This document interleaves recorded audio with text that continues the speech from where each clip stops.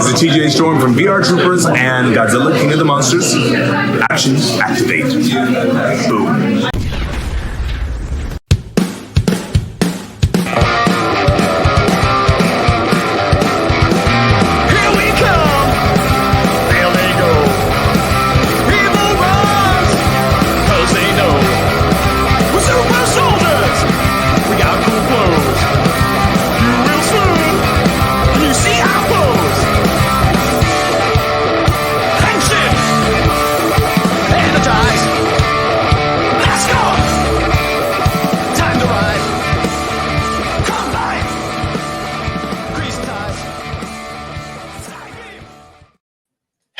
It's me, Gazbot, for Action Activate. Now, if I'm Gazbot Action Activate, then okay, It's the big dog. But today, I'm the Mystic Dog because we are talking about Mystic Force. Once again, the people have spoken with their eyes and their clicks because Mystic Force is infinitely more popular than the other series we were reviewing. We're still going to finish it because we're gluttons for punishment. But hey, Mystic Force is back, baby. Let's do it. Yeah, and we're gonna finish out the other Go Loser Ranger, but we are at worst alternating between. And I'm saying that whatever, we'll figure it out later. We're gonna talk about Mystic Force. This is episode 19, Dark Wish Part 2. As people have informed us, when we took our break, our hiatus in the middle, which if you're watching this later won't matter to you, it was right before a 3-part series, and what a bad time to do it. And they're kind of right. So as you are so prone to say to me, I will now say to you, Big Dog, in your parlance, first impressions. So I liked parts of this episode better than the last one. Mm-hmm. The last one had better action, but this one was much more true to the characters, the way it was written, which I liked and then made me frustrated about last episode a little bit more, to be honest. Okay. I agree with your points, except, well, I kind of agree with you. I liked this episode. So I agree with that. This episode is infinitely better than the last one. Yes, I overall liked this better. I think where we're going to disagree is you said about how there was more or better action in the last episode. I will agree there was more, but there was, like, as I said last week, it was like kind of chaotic. There was almost too much. And I'm just realizing it as we're talking about, like, oh yeah, there wasn't like any Zords or Megazord battles or anything like that because they don't have their powers. Let me go put this up here. And it was all civilian fights, this one. It was all civilian fights, and maybe one of the best civilian fights I've ever seen in Power Rangers. It was pretty great. I will say the person they initially are fighting with, I thought was just like really cool looking in general and felt very out of place for Power Rangers in like you look too dark fantasy for this to like be in a Power Rangers episode kind of thing. Agreed. It looked like they should have been in, like, they were like a really good villain for like Hercules, the Legendary Journeys or something. Or like Dark Crystal or something. I wouldn't go Dark Crystal, but because they're not a Muppet, but you know what I mean. Labyrinth. They could be a background character in Labyrinth. I mean, most of those were Muppets too, but okay. There was 2 humans in Muppet. Did you see Labyrinth? I did. It's been a while though. Okay. My recollection is there's only 2 humans in the entire movie, but I think you're right. The more I'm going into this, the more I'm just not remembering any. Oh, but maybe like a Sesame Street character or like a Fraggle Rock character. Maybe. Yeah, we'll go with that. Or just the Muppet Show. I mean, so I will say I didn't love the black and white hue the whole time, but I get it. It's just an aesthetic thing that I didn't love, but I get why they had to do it. Hey, we've been agreeing a lot in various, like mostly agree, but like I disagree. I loved the black and white thing the whole episode. I thought it was going to be a weird little thing like woo at the end of the other episode, but then it's like, oh no, the world is in black and white. And it's not just a mood. They're commenting on their color is gone from the world. Is it over the top and silly? Yep, but I don't care. No music's allowed, whatever. I liked it. And it gave everything. It was more forgiving of bad special effects and weird sets and whatever. And it made it feel like I was watching Sky Captain of the World of Tomorrow or Sin City. It put a level, like it removed it from reality a layer that let me enjoy it more. Aesthetics aside, by praising this episode, I'm also like further critiquing the last episode. I feel like with the stakes being what they are, everybody was like very true to their characters. Whereas last episode, it was like, let me paint you as lazily as I can. Toby, this episode, great. For the brief moment we see Toby, I'm like, what is this? Yeah, You very are just so, you're doing amazing. Yeah, this whole thing. Well, also, full disclosure, I'm a sucker for alternate timeline. Everything went wrong. Like in comics, whenever it's Same. like, oh, what if Superman died and it's the Justice League like trying to hang on, like Green Arrow's missing an arm, but like I always love that stuff. Like, so I'm a sucker for that. Yeah. But yeah, you're right. Like showing the instead of the goofy fun guy, he's like, hey guys, I still like music, even though he did a great job. And jumping ahead a little bit, but I love when Korag shows up and he still has a purple. Again, made me think of Sin City. I don't know. That part was cool. I liked that part with him and the dragon. Yeah. The one thing I don't like, and I needed to like remind myself this was a kid's show at the time, or it still is, but you know what I mean. At the time. There's weird inconsistencies with how this wish works. Okay. Like, explain. They're like, we remember everything because we're in here when the wish was made, but everybody else doesn't know there were ever Power Rangers. I can dig that. Fine. When we see Korag and the troll guy later, none of that makes any sense. The troll guy doesn't necessarily remember the Power Rangers. The troll guy doesn't necessarily know who Korag is. We see, what is the troll guy's name? Kelson. Phineas? Phineas, that sounds right. He sees Korag get beat up and goes to take his sword, and then it's like, oh, hey, but we don't know that he's ever seen him before. That was pre-wish, though. Okay, but that's fine. What? Phineas is established as living in that forest before the Rangers ever show up. Yeah. So he would still be living in that forest. Korag was in that forest. They ran into each other, and he said our deal is now done, referencing him helping him after he got beat up by those guys last episode. But neither of that had to do. Phineas just wants a friend. He even said, like, "Oh, are we friends?" Yeah, here's the thing. Yeah. That whole dynamic is referencing something that happened pre-wish, and then while we're in that scene, he's like, "Hey, this dragon that you guys thought you knew but don't, I raised it," meaning he remembers both timelines. Hold on. You're talking about Korag. Yes. Let's deal with Korag second. First, let's deal with Phineas. Yes. Why do you think Phineas remembers the Rangers, or has some knowledge? He doesn't remember the Rangers. I'm saying it doesn't make sense that he and Korag are having some kind of agreement, because the agreement they're referencing is from the pre-wish where he helped Korag. Okay, but in the pre-wish, Phineas, the Rangers never existed. Phineas lives in the forest. Yes. Korag is having a falling out with his new evil buddies. They're beating him up. New evil buddies? He would have been evil this whole time. No, the new evil, the void beasts or whatever.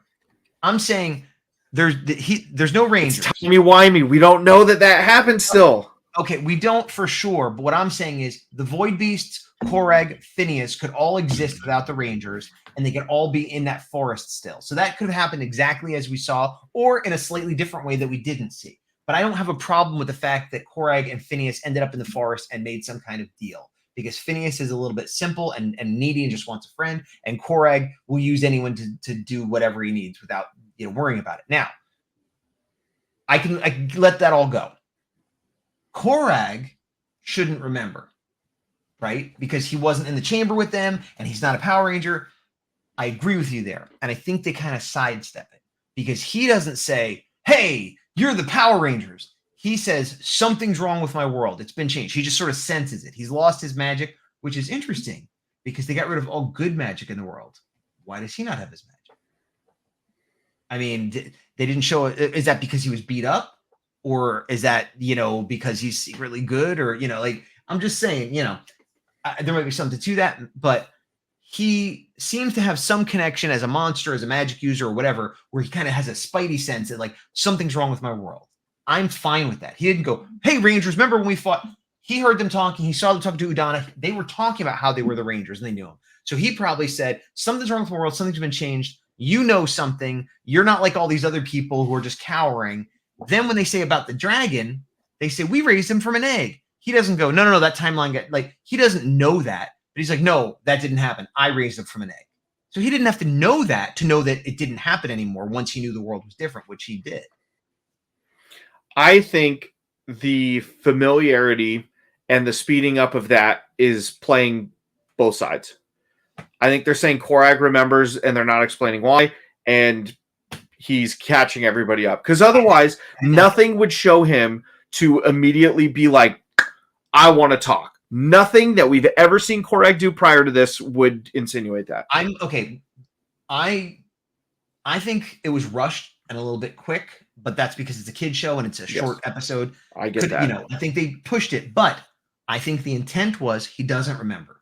I think the intent was he just has an inkling something's wrong, and maybe he watched them from afar, which is something he does, and saw their interactions with Udana and everybody, and was like, oh, they were probably somebody, and now they're, because they're talking about like, oh, what are we going to do? Like, if he listened to them talk at all, he could surmise they were enemies that have been changed in some way. And this goes back to what you believe about the alternate timeline.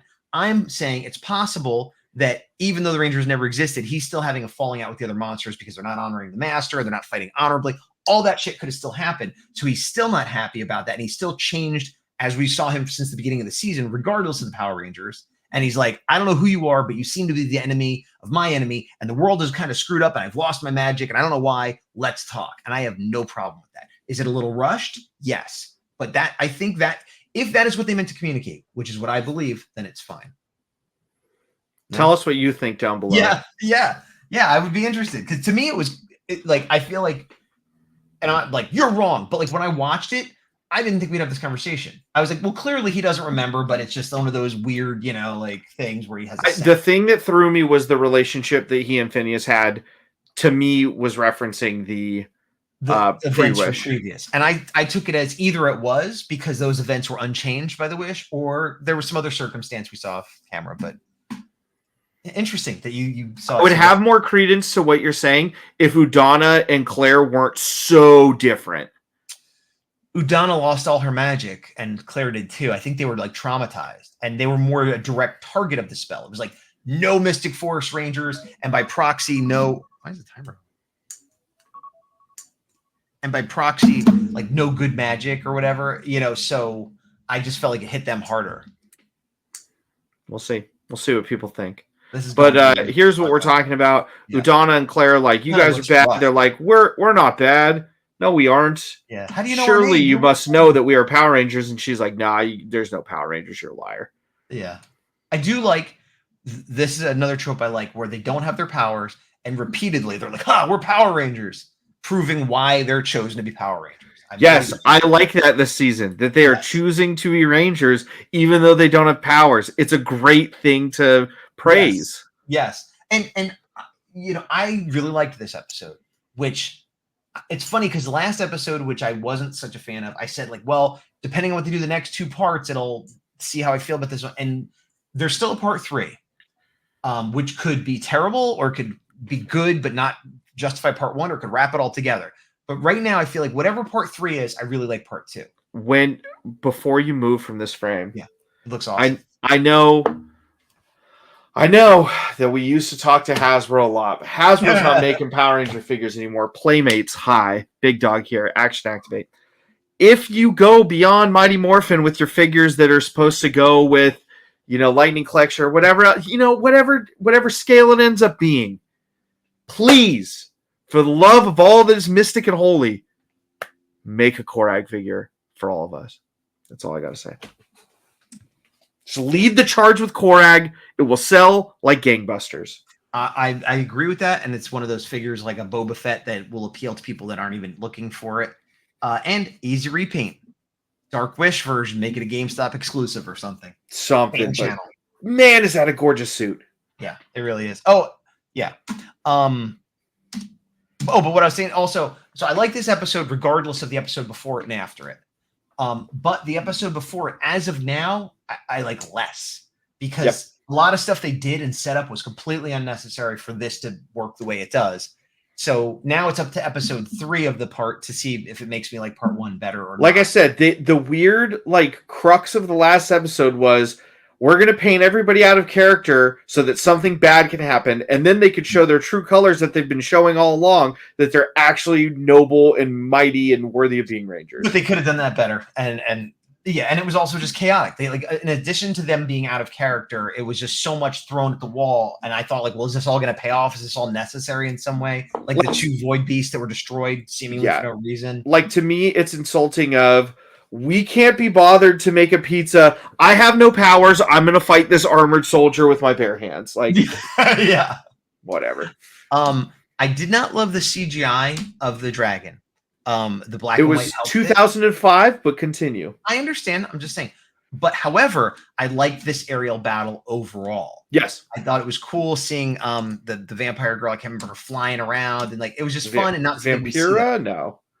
Something like that, but not exactly that. But like I was saying, we didn't have a Megazord battle, but this is as close to that as we got. Like was these two fighting, but it was so different. That's a cool shot. Yeah. The only thing I didn't like was it seems like she should have been destroyed, and clearly she wasn't, but whatever. Oh, she's a main character. Did you not know that she's a main character? Sorry, her plot armor just cracked a little bit. My bad. And then they land here, and they're like, maybe we shouldn't be left here. And then we get to see the fight that Gaz was talking about. I think this fight was great. No, I know. I'm not knocking it. I'm saying you were more excited than me, but that doesn't mean I didn't like it. This is the guy you're talking about, yeah. Look at that ghoul. I think they did a good job. I feel like this might have been like a mask they bought, but just repainted and put a thing on and like made it look better than it is. Yeah, just so mysterious. All I learned was, man, all of you previous soldiers are real bad. You have a guy who did actual practical magic tricks and has been a ranger for like a month and a half, beating the tar out of you while you're swinging a sword at him, and two other guys are backing you up. Whatever. I took it as see, again, I disagree because the Rangers didn't tear through them. They won, but there's multiple shots of the Rangers getting knocked on their butt and being like thrown around because these undead characters or whatever they are shown to have sort of superhuman strength. Now, are the Rangers fighting with like perfect martial arts that their human characters didn't have and only had because they were Rangers? Yes. That's an inconsistency. I think the Rangers that did the crazy martial arts moves have established prior to this that they have some special skills. All of them. Look at this. This is one of my favorites. Where she does this jump kick thing. Yeah, it's called an abatido. Yeah. Awesome. Pink did that. Red did that. That's fine with me. Didn't take me out of the fight. I saw some arm locks from one of the other, like green or yellow. Like they all did some martial arts moves that I'm like. Oh, green did the classic. That's not a martial arts move. That's like a Popeye move. Okay. No. Like arm hook, like where they like locked it. Like yeah, I know. He went like this and just chicken winged his arm. That's not a move. Okay, hold on. You have studied. I took Taekwondo when I was a teenager. Other than that, I've taken no martial arts, and I didn't get very far. So I don't know martial arts at all. I don't know fighting at all. I don't watch boxing. I watch a little bit of professional wrestling. Yes. What I'm saying is, as me, if I was suddenly in a fight, every one of these people did moves I didn't know what to do. I couldn't even fake it. I wouldn't even pretend to sort of half know how to do. And many of them are portrayed as I'm the geek that works at a vinyl store, or I'm the video game nerd. So they have abilities beyond what they would normally have, which is fine normally when they're Rangers because you get imbued with a certain amount of it. So to me, that's inconsistency of the wish, but I'm allowing that either they have the memory of being a Ranger, so they have the memory of these regular martial arts moves that aren't superhuman, or to your earlier point of like how they're defeating these super powerful beings when they're just regular humans. I don't think this was literally a like who's strongest, who's the best, like a life or death fight. It was like a test of will. Are you willing to do this fight? And like, it was all just a test. That's fair. I'll accept that. But the actual practical choreography, I think it's one of the best. A top 10 for sure. I'd have to like look at it more, but top 10 civilian fights for sure in my book. There's a lot of wires. I'm really privy to a lot of the early MMPR ones without as many wires, but it was a really good fight. I don't want to take away. And I'll say maybe that martial arts is better because it was just raw. Like, hey, we got some teenagers that know how to do martial arts. Film it. Yeah. But this felt cinematic. They were doing. I was gonna say, they definitely made this one more cinematic for sure. Yeah. And I was enjoying the whole episode, and when I watched this part, I'm like, is this my favorite episode of Mystic Force so far? It might be. There's definitely a previous one that I liked more. I can't remember which off the top of my head. I mean, that's the perils of taking a break for almost a year in the middle, but yeah, exactly. Only being halfway through the season. But also, we've been reviewing an anime called Go Loser Ranger, which right now is all about fighting and getting keys. And I thought it was funny at the end they got the key. Yeah. What is this key for? Oh, don't you know it's for the exam to join here? If you want to be a Ranger faction. Anyways, go watch those reviews. You'll literally double the people who have watched it. Yep. we get the classic, oh, do we make the safe choice or the right choice? Going back to Labyrinth. That was a choice in Labyrinth, actually. That's funny. The thing about this, again, just really made me frustrated for last episode. It's like, yeah, you guys would do exactly what you're doing this episode. Thank you. Why were you so dumb last episode? I don't like that. I agree. And like I said, I think last episode should have been 3 episodes where it was Nightfall, where they're just wearing them down over time and grinding down and, but I like this choice. I like that they made the right choice. But I also like, one of the things I thought about around this time was like, they've had like a lot of different locations.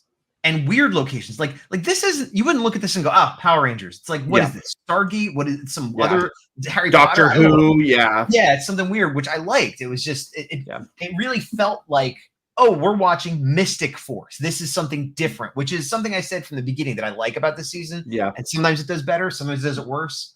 Yeah, I've said it a few times, but I'm going to really say it. I really liked this episode. Yes, Really this episode succeeds in making us like love the Rangers and understand why they are the Rangers. Yes. Yeah.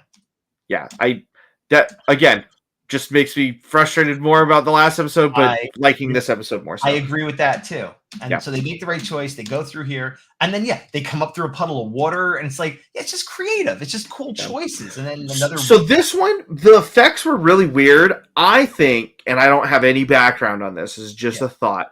I feel like they like CG'd over Magi Ranger footage, and that's why it looks so goofy.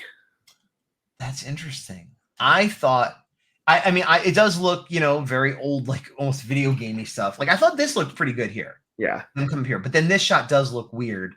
Yeah, I thought it was just like a composite shot, or but you think, like, how did they like they this was a shot from Magi Ranger that they put the American actors in? Is that what you think? Yes. It's a good theory. I mean, it's also could just be bad CGI. Because like that could be straight out of Magi Ranger, and then they cut back to them, and they built like this little arch for the scene, and that's it. Like, that all makes sense. But then, if that's the case, I think it's much more likely, instead of taking a Magi Ranger shot, that they either CGI'd or literally just had like a photo that they used for that, like a matte painting. Still, yeah.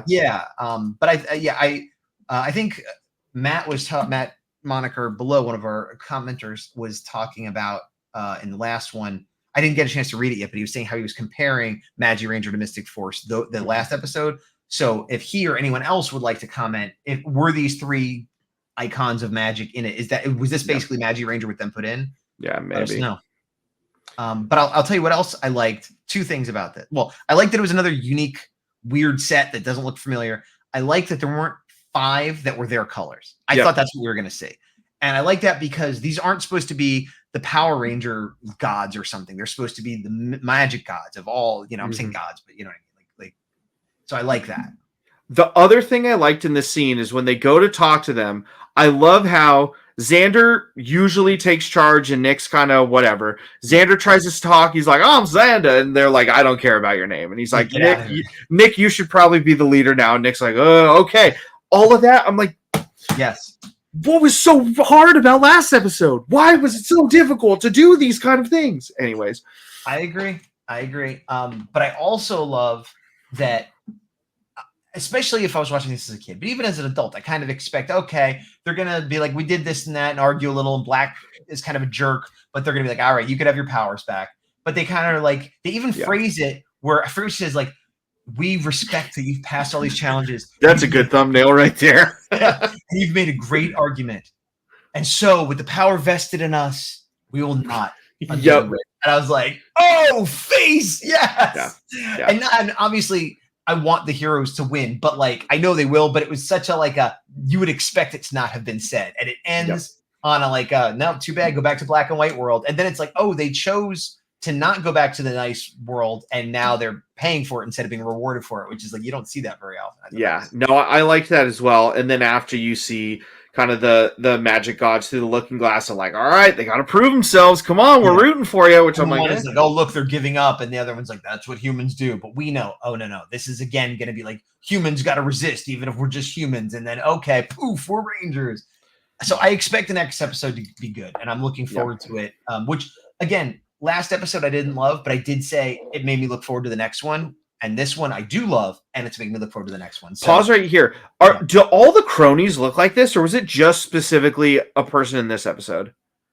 There's another that I always think this is like a lieutenant crony. Yeah. Like there's the other cronies. Cool design, very Mad Max inspired. I guess it looks undead to me too. I was gonna say Mad Max and Lord Zed like fused together. Yeah, I do like it, but I'm trying to see if I can find another one now. Yeah. I liked this episode. I think it's another one of those things where it's just made me think a lot about other seasons and compare. And like, because we've alluded to it in the past, any season that the Ranger team gives up, I'm like, cool, take their powers away and give them to somebody else. But this, to be fair, they never gave up.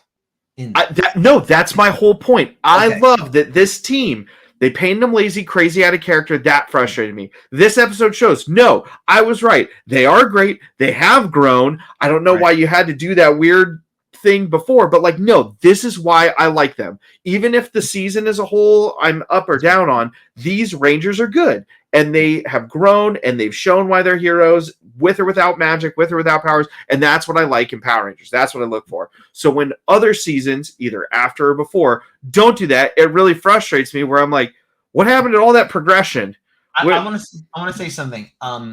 Operation Overdrive is my favorite season. You're a horrible human being for playing that.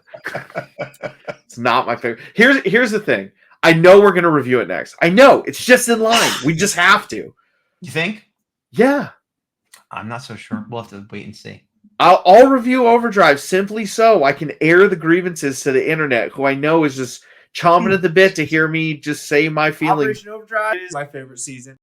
I heard you say it so many times. You really think they need it? Was that 6 years ago now? That was a long time ago, man. At least four. Yeah, no, at least two. At least two.